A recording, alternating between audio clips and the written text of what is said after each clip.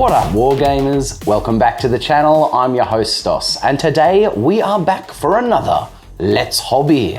This is my video series where I show you what I've been working on and what I have been getting done. So, what have I been doing? I have been putting some work into my vampire counts. Yes, the spooky boys, they are getting closer to completion. They're still a whiles away, so meh. But I have been doing stuff. So I've cracked out a couple of units, hell yeah.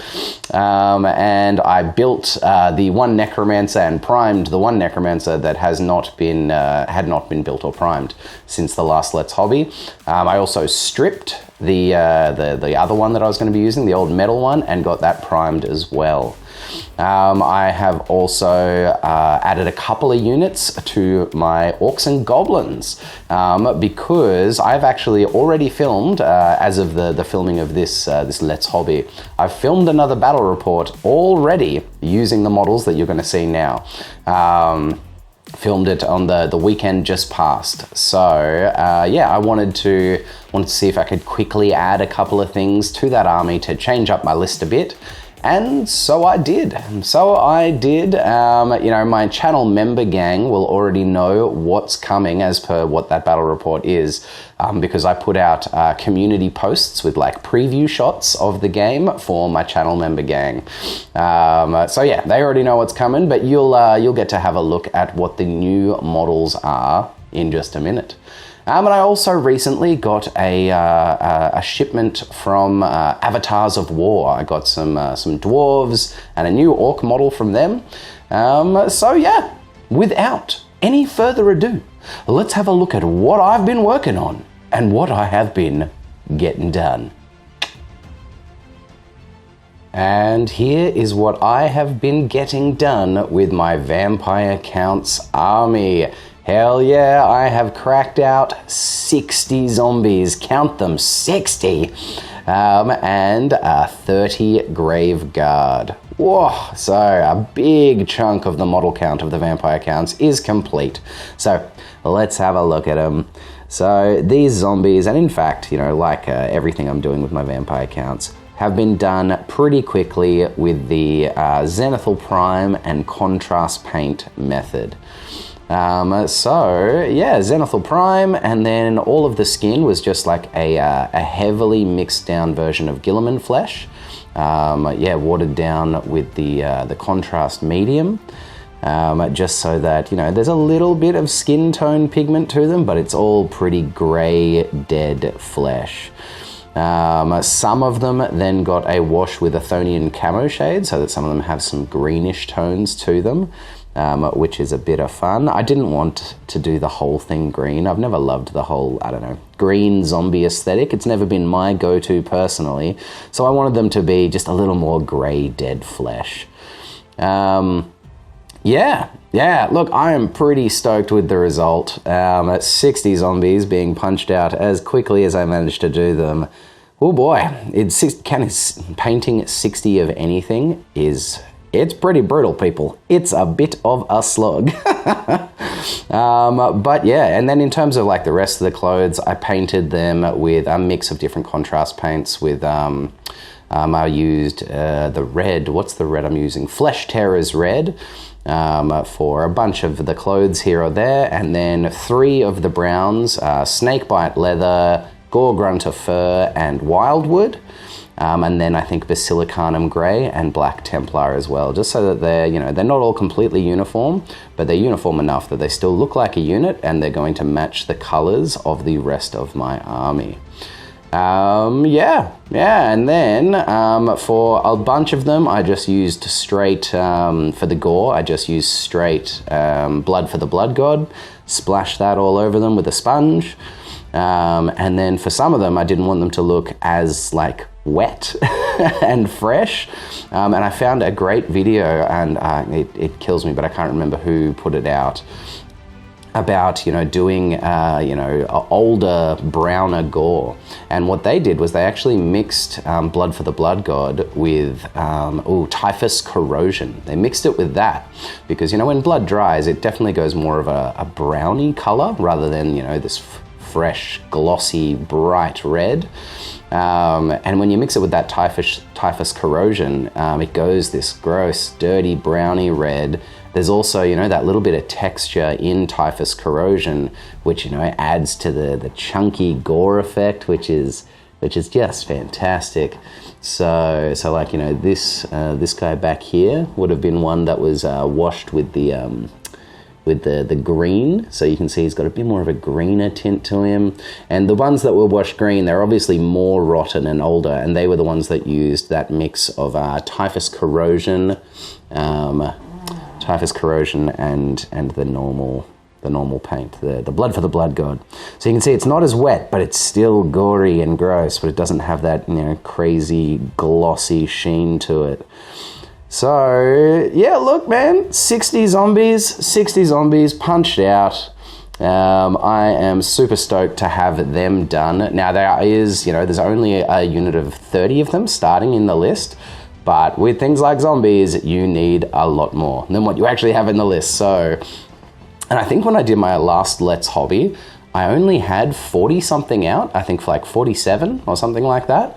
And I was sure that I had 60, but I couldn't find them. And I actually got, you know, the 47 that I had primed and painted up to this stage, except without the bases done, and was just getting ready to base them, and then opened a box and found the other 13 zombies. I was like, God damn it, no. This project was nearly over, and now I need to basically start again with 13 guys. And so I did. I got them primed, got them on the things, painted them up so that they're at the same level, and then I did all of the bases. So I tell you what, that definitely put a hitch in my step, you know, getting so close to the finish line, or what I thought was the finish line on the zombies I had, and then needing to start the process again, only with 13, but nonetheless, it was enough. And to be honest, those 13 sat on my desk for like a week, because it demoralized me. They just sat there for a week, and I stopped doing hobby stuff and was just like, I can't believe it. I can't believe I have to start again. That's so sad.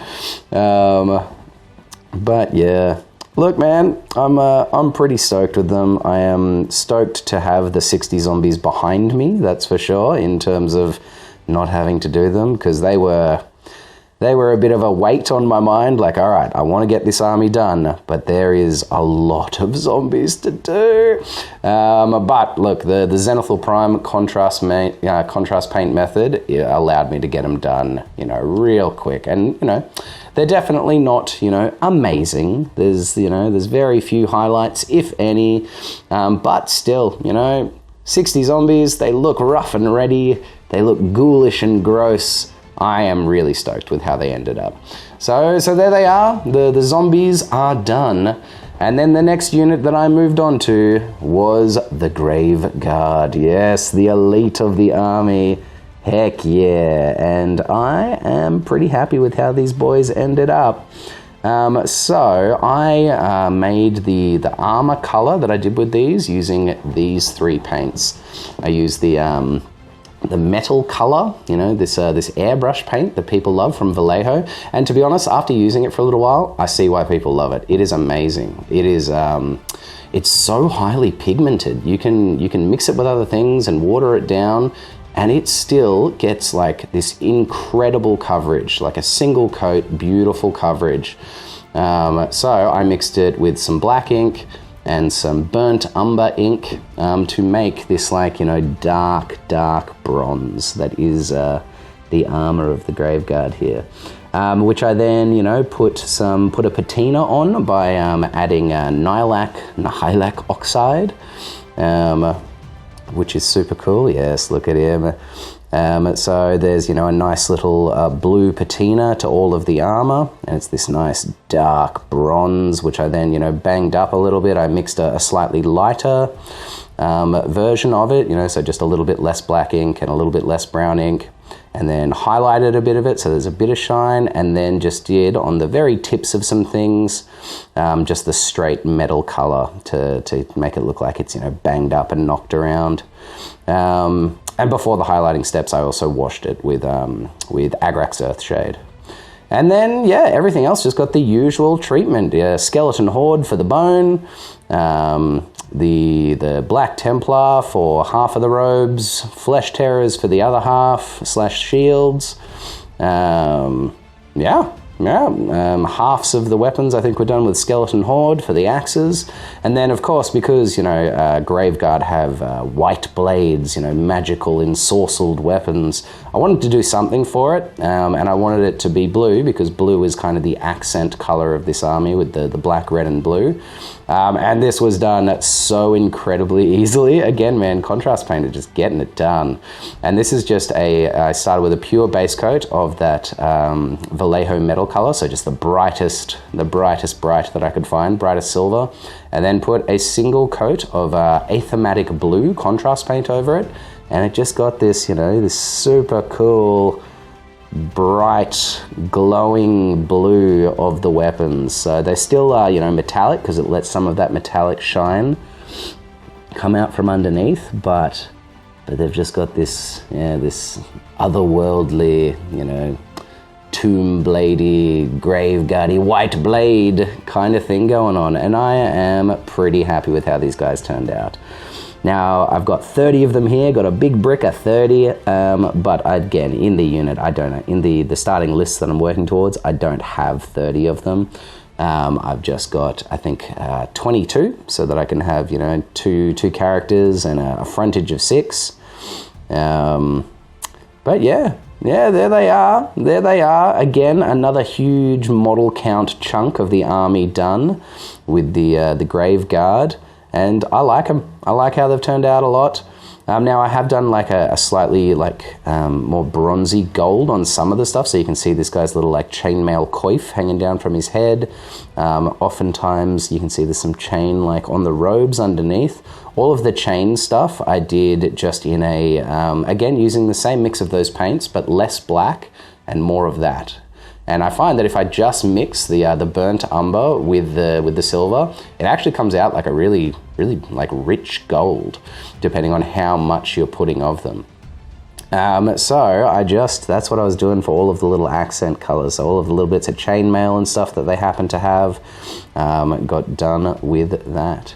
The halves of the weapons, as you can see as well. So hell yeah, look at them. Look at the big brick of the Grave Guard. God, they're cool. I love these models. I think they're awesome. The one thing I haven't done yet is I haven't painted something on the banner. And to be honest, I hate doing freehand. It's something that always stresses me out massively, but I'm gonna do it at some point. I'm gonna put some sort of freehand on that banner. I plan to, vast majority of the time, give them the Banner of the Barrows, because honestly that seems to be the way to go. It gives the unit the ability to always hit on 3+, because I'm pretty sure they have weapon skill 2, maybe weapon skill 3 if you're lucky. It's one thing that, undead things don't have in abundance is weapon skill. They've got staying power, but they're not particularly masterful with their blades. So giving them a banner that allows the elite unit of the army to be hitting on 3+, it just seems like the way to go. So I need to think of some sort of barrow, kind of design to put on the banner. I also kind of want to clean the banner up a little bit, because again, all I did was contrast paint over the Zenithal Prime, and putting contrast paint on kind of flattish surfaces like this, it ends up a little streaky. You can see there's some, I don't know, a bit of streaky texture in it, so I might put some glazes of black and red. Maybe just use some Mephiston red and some grey black to maybe clean that up a bit. But also, at the same time, this is obviously an old piece of cloth, and it doesn't look terrible. It just kind of looks a bit faded and rough. I also dry brushed the edges of it with some Xandri dust and then a little bit of Ushabti bone, just to make it look a little faded and gross again, because this is an old piece of cloth, so you can see all the edges are a bit tattered and faded. And I did the same for the cloth on all these boys as well. So the bottom of their robes, you can see has this bit of dry brushing, just to show that this is not beautiful new cloth. This stuff is old and faded and tattered and stained. So yeah, those are the boys. That's the Grave Guard done. So, the 60 zombies, and 30 graveguard. That's 90 models. 90 models of the vampire counts to go. That is largely, and I've done the 40 skeletons already. So that is a huge portion of the army done. Now it's moving on to, you know, the smaller units. I'm not sure what I'm going to do next. Maybe the Black Knights. Maybe my unit of 6 Black Knights, get those guys done. But we'll see. I haven't 100% come to a decision yet. At the moment, it's either, in my head, it's between the Black Knights or the, what are they called? The Fellbats. Because I'm pretty keen to paint those Fellbats. They're super cool. They're lovely sculpts. And just painting 3 big bats, I imagine, is going to be pretty quick compared to the Legion of the Dead. So yes, and then we also just have, I just thought I'd show them because there's been a bit of a change since last time. You know, this gentleman from last time was still painted in, you know, from when I painted him in 5th edition with my old, like, 12-year-old painting skills. So, yeah, I took a photo or 2 of him and then just stripped him and got him nicely zenithal primed, prepared to join the Legion of the Damned. So, yeah, there he is, primed up and ready to go. And then I built and primed the other Necromancer, the one unit, the one model that I hadn't actually gotten prepared for the army. And it is this lovely new Necromancer G-dub sculpt. It's a beautiful, beautiful miniature. I love it. It's so cool. It does kind of stand out a little bit next to, you know, this gentleman in terms of the aesthetic of the models. You know, these guys kind of just look like, you know, an evil wizard, but still pretty, I don't know, pretty together. He doesn't look like he's been like living in a, you know, in a trash pile. Whereas this guy, he definitely has trash pile vibes. You know what I mean? Like that horrific tattered robe. He does not look like he could ever walk into a town and buy some tomatoes. You know what I mean? Whereas that guy, you know, as long as he just takes off his black robe and puts on something a little more, you know, leaves the sword and staff at home, he could go and buy some provisions and no one would really bat an eye at him. So there is a bit of a, I don't know, a bit of a difference between the aesthetic of the 2 models. And I did recently pick up off eBay another one of the old metal, like 5th edition Necromancers. So eventually I might end up subbing this guy out for one of the other metal ones, just so that I can keep a more, I don't know, consistent aesthetic going on. But again, I really love this model. It's a really beautiful sculpt.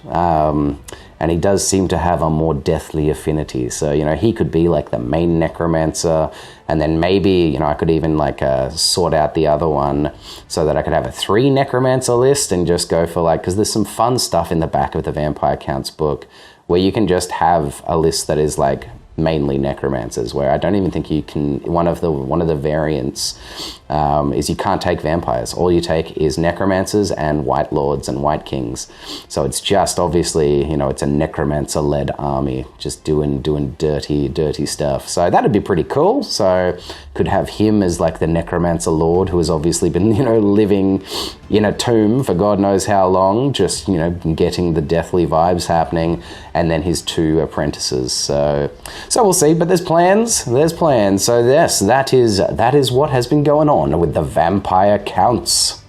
And here we have what I have been getting done for my Orcs and Goblins. So the 2nd chariot has been finished, plus another 3 trolls. So this is, if you remember, if you've been watching my Let's Hobby series, I had 2 chariots that I got off eBay. One of them was, you know, just nicely primed white, and just glued to a circular base. And one of them was an absolute mess. It had, you know, huge, thick paint all over it. It had 2 little cavalry bases, much like this, on the front that was like absolutely covered in glue, and pieces of like, I don't know, pieces of like Chaos Warriors glued all over it. It had a bunch of like extra weird fittings on the back, and it was just a horrific mess. And so in my previous video, I showed you the previous Let's Hobby, I showed you this bad boy just stripped, but not yet primed. And it has been finished. Look at it. And mate, like, it has come up really nicely for where this started. From where this horrific mess started to where it is now, I am super stoked with how this turned out. you know, when I first got it, and it actually arrived, I thought it was maybe not even salvageable, because from what I could see of it on eBay, it didn't look too bad. But when I got it, I was like, oh, yep, no, that's horrific. But after cleaning it up, re-gluing it together, because it actually came apart a bunch as well while it was getting stripped, which was good because the build wasn't even like fitting together properly either. And now painting it, mate, it looks great. Now, also, I know it is sitting on 2 unpainted cavalry bases, and I have, in fact, already filmed a battle report with it like this, so... my apologies. It's because, you know, I had a cavalry base somewhere, not a cavalry base, a chariot base somewhere. So I was like, yeah, I know where that is. I'll find that at some point. I'll paint this up for the game so that I've got something different, and then I'll find that base, and no problem. Painted it, got it finished, and was like, sweet, let's find that base. Couldn't find it. For the absolute life of me, could not find it anywhere.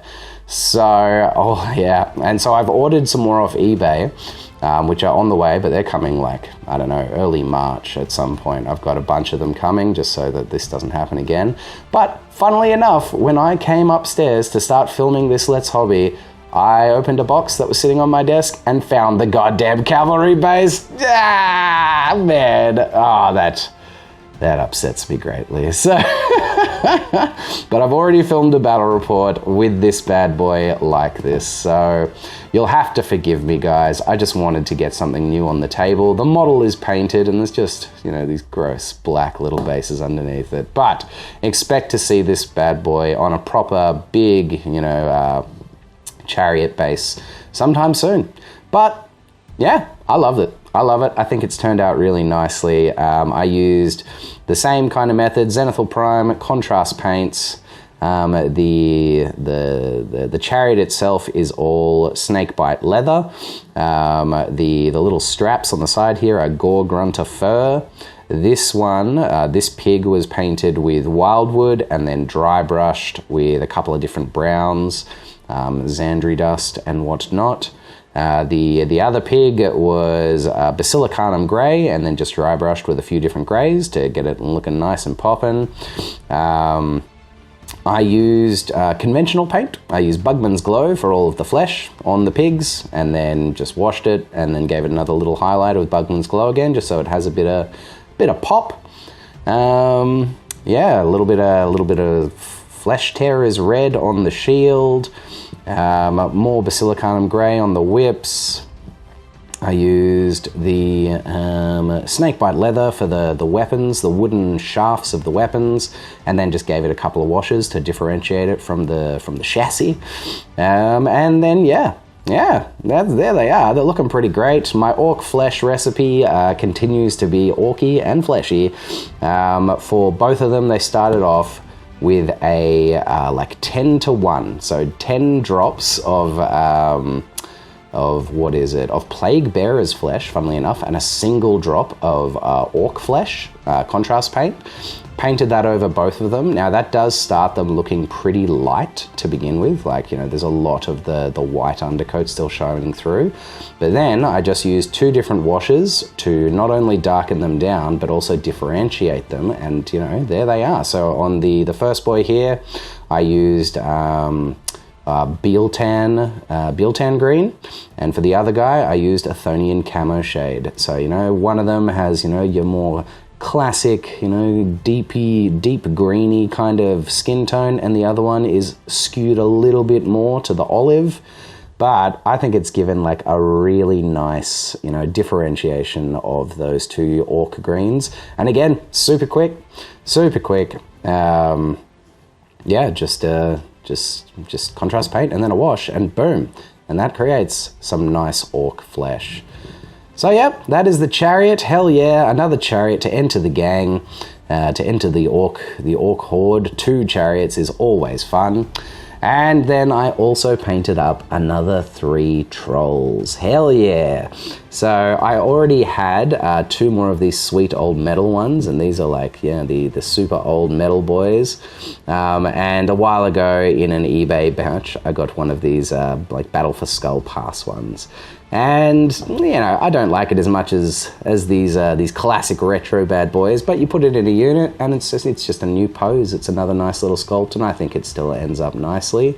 So, you know, this gives me the ability, because I've got 3 painted trolls already, this gives me the ability to either run a unit of 6 or 2 units of 3 if I want to take all my rare slots with trolls, which is pretty cool because I love trolls. I think they're awesome. You know, I don't think they're particularly competitive or, you know, amazing for their points cost, but I just love them. I love them. They are a beautiful, quintessential, you know, Warhammer Fantasy Orc and Goblin trope.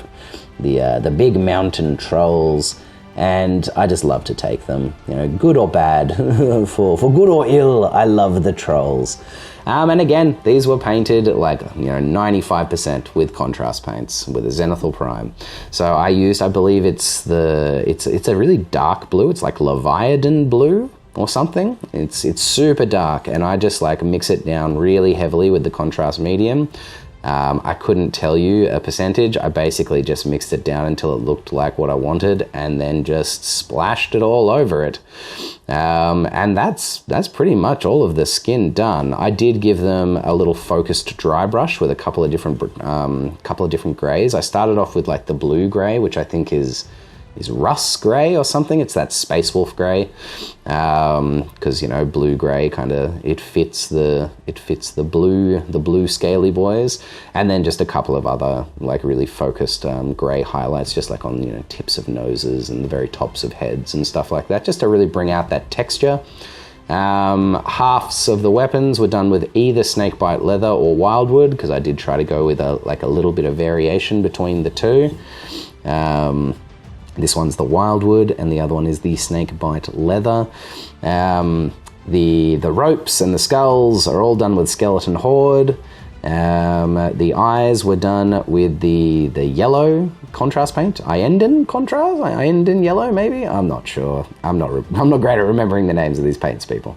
And that's it. Yeah, the black contrast paint for their mad little claws and whatnot. And I basically just dry brushed the stone. I left it like the Zenithal Prime that it was and just dry brushed it and was like, yep, sweet, good enough. Love that. So I think the only actual paint on this, like, you know, the conventional like paint on this is the silver for the chains around a couple of their necks, which was just, I used that silver paint, you know, with some black ink put into it so that it was looking like a nice dark metal. Put some scrag brown watered down heavily into the recesses of it to get a nice rusty look. And that's it. That is it done. Yeah, I think they're looking pretty slick. Did my usual basing method of just, I've got like a tub of 3 levels of grit, basically, that I just have downstairs. One of them is dirt, just from the yard that I, sieved out a bit, so that's really fine dirt. And then the next level up is some sand that I bought from Bunnings, which is just like a hardware store that you can get around here. And it's just like a really fine sand. And then a while ago I went out to a beach and grabbed some, kind of thick, gritty sand, and just mixed all 3 of those together until I had this basing mix. I also have some like a little tub of rocks that, funnily enough, my partner bought for me. She came back from like a $2 store or something with this thing of deco rocks, which is just like this tall cylinder of like tiny little rocks, but that are obviously bigger. So like this and this, I just basically spatter those around. I super glue those down first, and then put a bunch of PVA on, dip them in the tub of the 3-part grit mix, and there it is. That creates this really nice and varied texture on the bases, which I think looks great. I really like it. And then the paints that I use, I have a burnt sienna. There's a burnt sienna paint that is just like craft store paint, super cheap, comes in a big thick tube.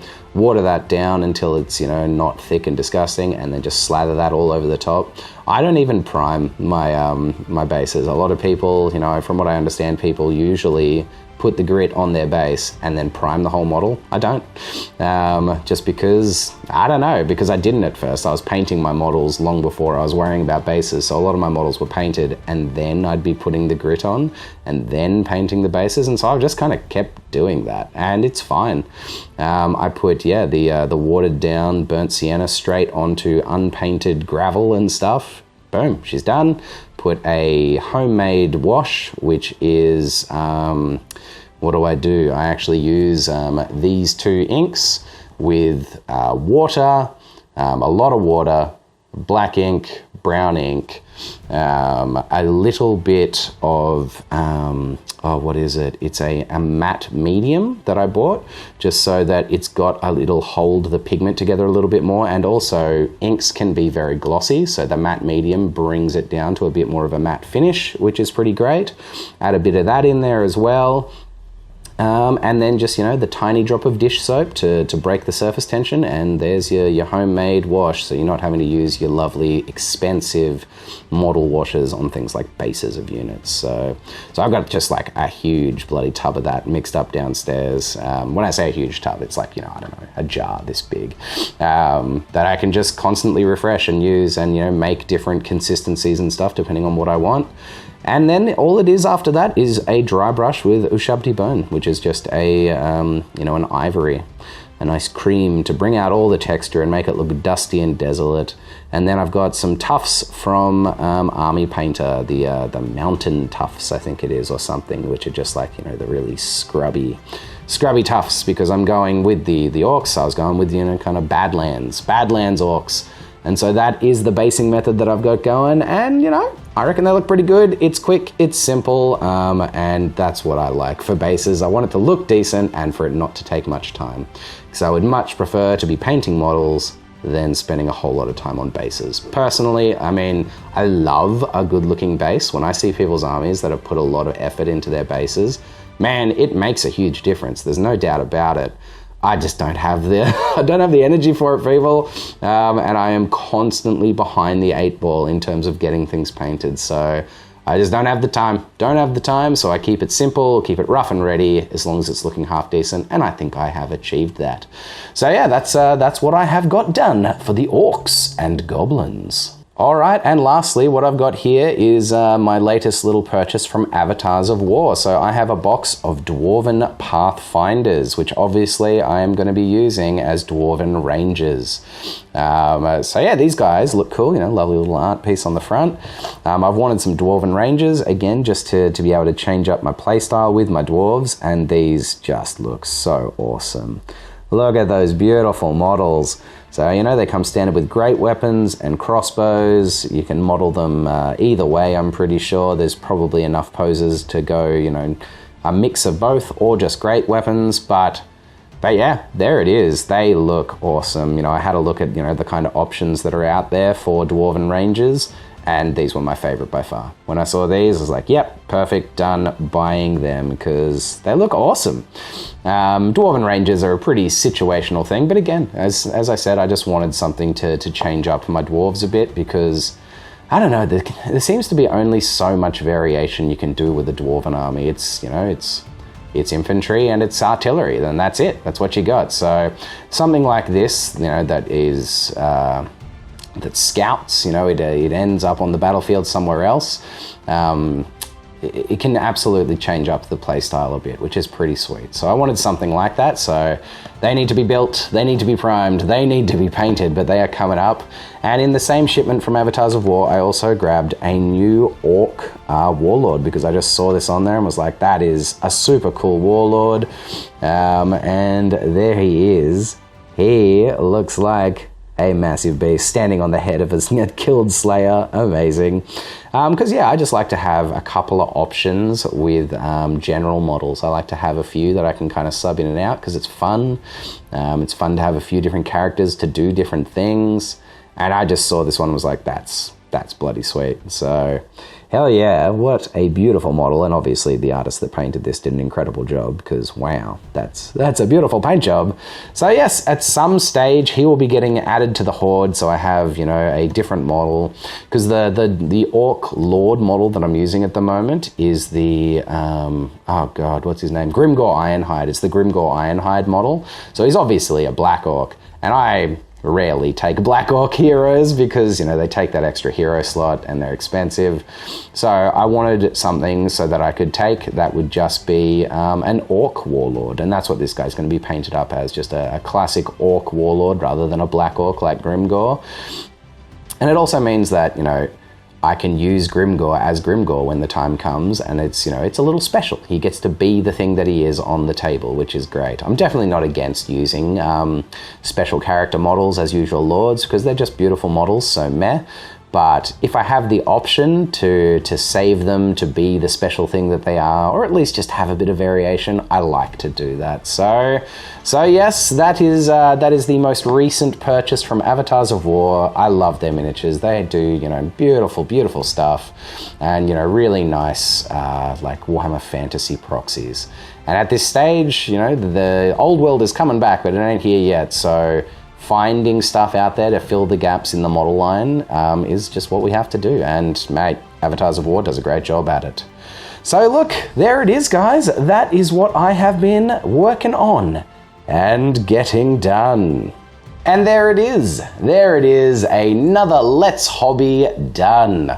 You know, 60 zombies, 30 Graveguard, a chariot, and another 3 trolls. Hell yeah, I'm pretty happy with my output so far.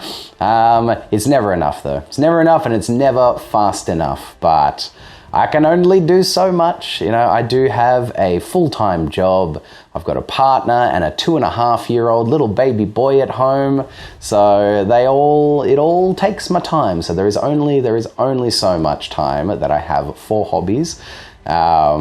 I actually changed job not that long ago, and the job I was doing before was a bit more part-time, so I had more time and energy to put into my hobby. And since doing the change, I get home of an afternoon, I do, you know, like hang out with my little boy for a bit, we do dinner time, he goes down, and then I've got this little window of time that is all my own. And that window of time, I used to spend hours and hours doing things that I wanted to do, you know, hobby things, video games, whatever it happened to be. And now, with this full-time job, I'm getting up much earlier in the morning. I get home, we do afternoon, blah, blah, blah. I sit down to try and take my time, and I am like falling asleep at my desk.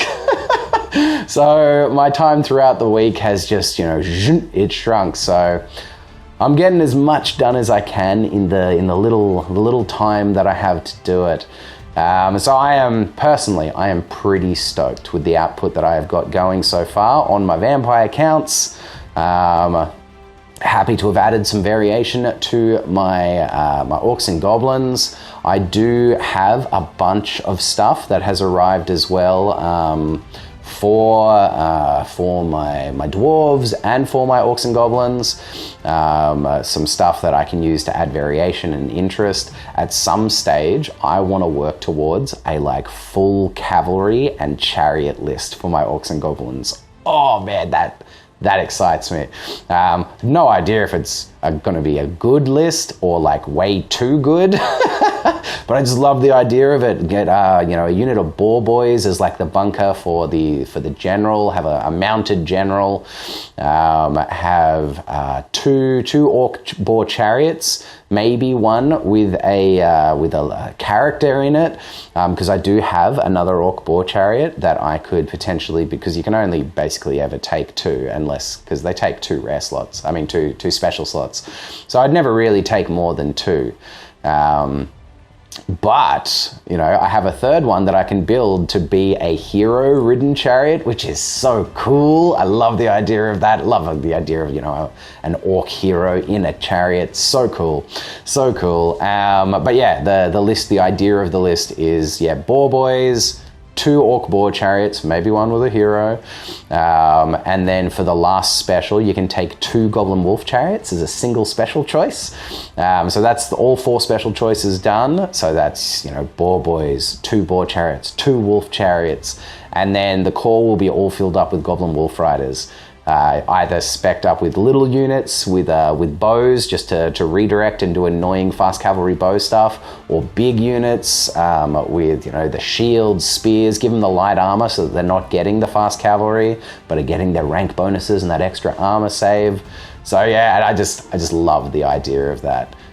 Boar boys, wolf riders, boar chariots, wolf chariots, and then just rushing up the field, a fast-moving raiding force of the Orcs and Goblins. Oh, but that is God knows how far away. Because, I'm still trying to build and paint. Well, not build, I still just need to paint this Vampire Counts army, so I have a new army to use on the channel. But while I'm doing that, I'm still trying to add new things to my Orcs and Goblins, to my Dwarves, so that I can vary my list while I'm still playing games, waiting for those vampires to hit the field.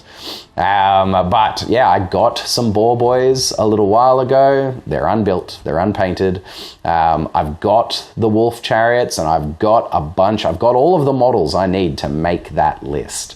But a bunch of them are unbuilt and painted. But it's a thing. It's a thing that I have plans to do in the future. Could maybe put trolls in that army as well, because they're not cavalry, but they're fast moving, and the whole idea is just fast moving stuff. But yes, that's dreams for the future, which will be super cool, super cool.